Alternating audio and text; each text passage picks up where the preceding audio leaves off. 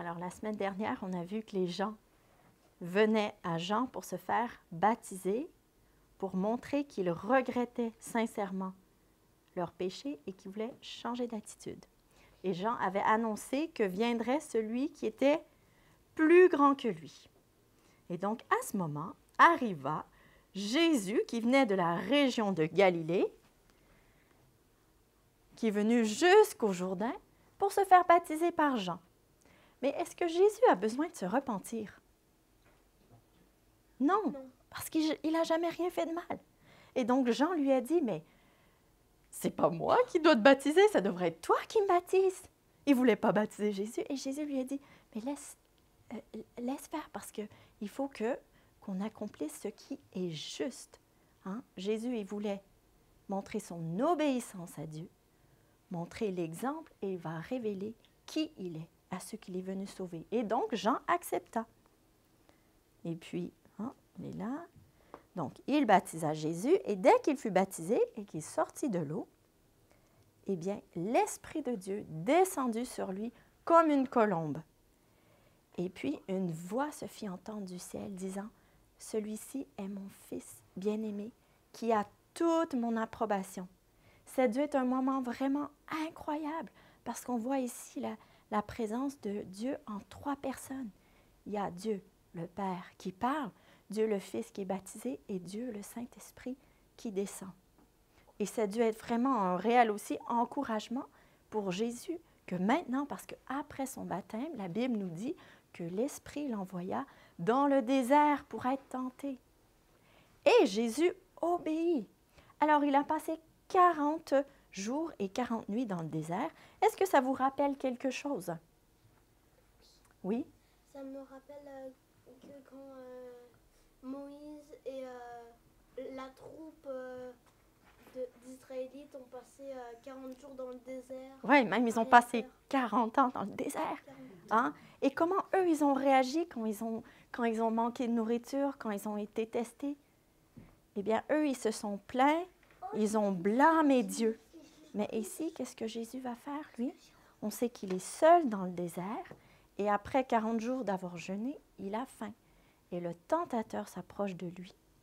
Donc là, on le voit ici, qu'il a faim et lui dit, « Si tu es le Fils de Dieu, transforme ces pierres en pain pour manger. » Et Jésus, on sait qu'il peut tout faire, hein? Bien sûr, il peut le faire. Et Satan veut le faire douter qu'il est le Fils de Dieu et d'avoir besoin de se prouver. Mais Jésus, il sait qui il est et il sait que c'est le moment de jeûner et qu'il va dépendre de Dieu pour prendre soin de ses besoins. Et donc, il va dire à Satan, il est écrit, « L'homme ne vivra pas de pain seulement, mais de toute parole qui sort de la bouche de Dieu. » Et donc là, Satan, il va essayer autre chose. Là, c'est lui qui lui dit. Il va amener Jésus à Jérusalem. Il va le mettre sur le sommet du temple. Et puis, il va dire, « Jette-toi en bas, car il est écrit que Dieu va ordonner à ses anges de prendre soin de toi, hein, de te prendre par ses mains pour pas que ton pied se heurte. » Ah, Satan, il utilise même des paroles de Dieu. Il connaît des paroles de Dieu, mais tu sais, il ne l'utilise pas dans le bon contexte. Et Jésus va lui dire, « Mais il est aussi écrit, tu ne provoqueras pas le Seigneur ton Dieu. » Hein? Dieu ne lui avait pas demandé de jeter en bas du temple. Hop. Et ensuite, Satan essaya une autre chose. Il l'amena sur le haut d'une montagne et lui montra tout le pays et toute la gloire. Et dit, je vais te donner, tu pourras régner sur tous les royaumes de la terre et toutes ses gloires si tu me prosternes et tu m'adores. Et Satan, il veut tenter Jésus, en fait, de prendre un raccourci, d'avoir toute la gloire de la terre, mais sans les souffrances de la croix. Mais Jésus, lui, il sait pourquoi il est venu sur terre. Hein? Et il choisit d'être obéissant, même si l'obéissance, ce n'est pas toujours le chemin facile. La Bible nous dit dans Philippiens 2,8 que Jésus a été obéissant jusqu'à la mort, même la mort sur la croix. Et donc, Jésus a dit, regarde, il dit, « Retire-toi, Satan, tu n'adoreras que Dieu seul. » Et après, Satan, il est parti. Et c'est les anges qui ont pris soin de Jésus. Est-ce que j'ai une dernière photo ici? Et donc, Jésus, au tout début, pour commencer, il a commencé son ministère par le baptême et la tentation. Et pourquoi? Eh bien, il s'identifie à nous qu'il est venu sauver. Il est venu pour nous donner aussi un exemple à suivre.